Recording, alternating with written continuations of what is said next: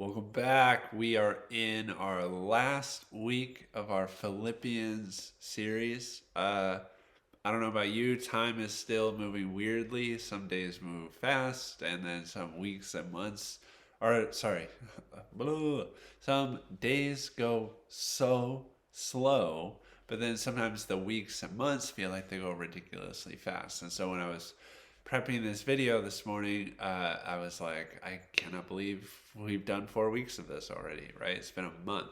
But we did it. We really did it. We made it to the end of another series. We are at the end of Philippians. Now, same kind of dealio. If you want to read the chapter, I'm going to say go ahead and pause the video in just a second. Read the chapter, come back to it, and then there's like just one passage, one part of it that I want to focus on because I think it's just so good. So, if you want to read the passage, pause the video now and welcome back. So, the passage I want to talk about, it starts at verse 4. And it says this. It says, "Rejoice in the Lord always. I will say it again. Rejoice. Let your gentleness be evident to all. The Lord is near. Do not be anxious about anything, but in every situation, by prayer and petition, with thanksgiving, present your requests to God."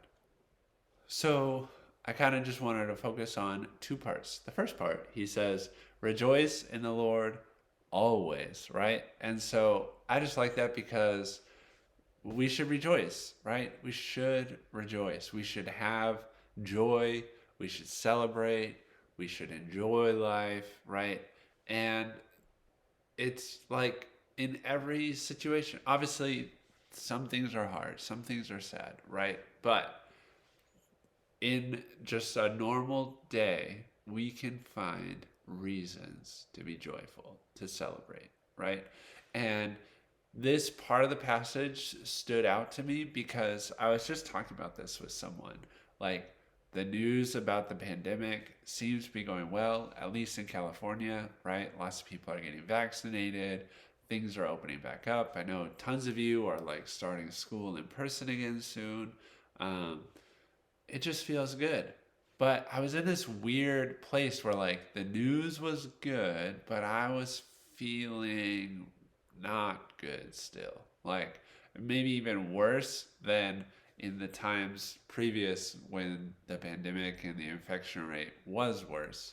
Um, I was not feeling great. I was like, what is going on?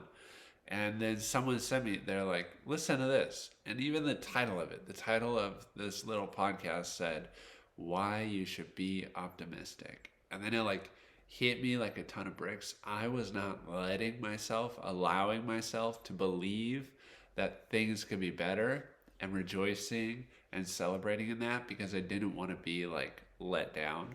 Um, but this verse is like, no, rejoice. Celebrate the good things. When the good things come, celebrate them. There are enough hard and bad things in life, right? That we should never brush over the things that can bring us joy. We should always rejoice.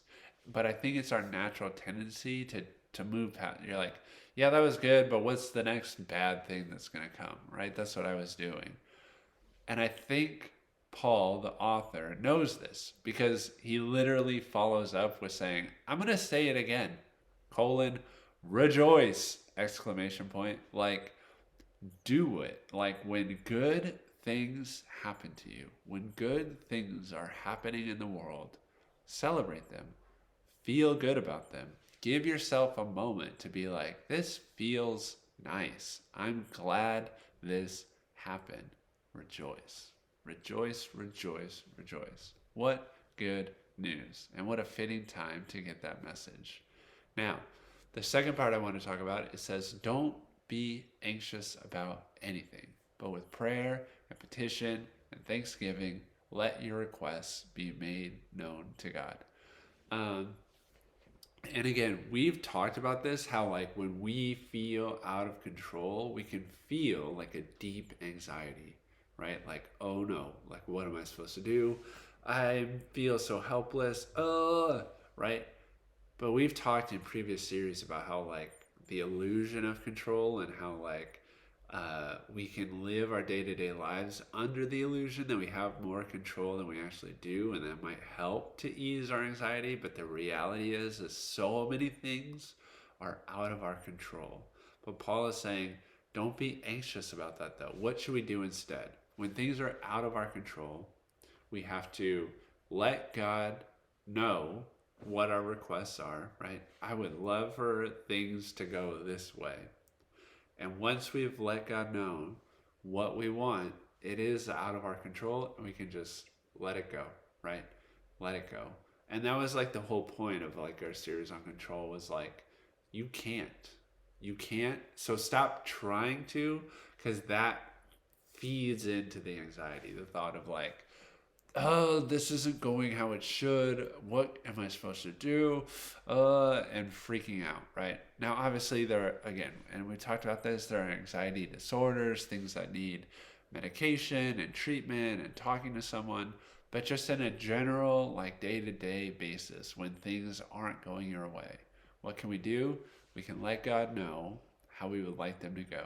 And it says with thanksgiving.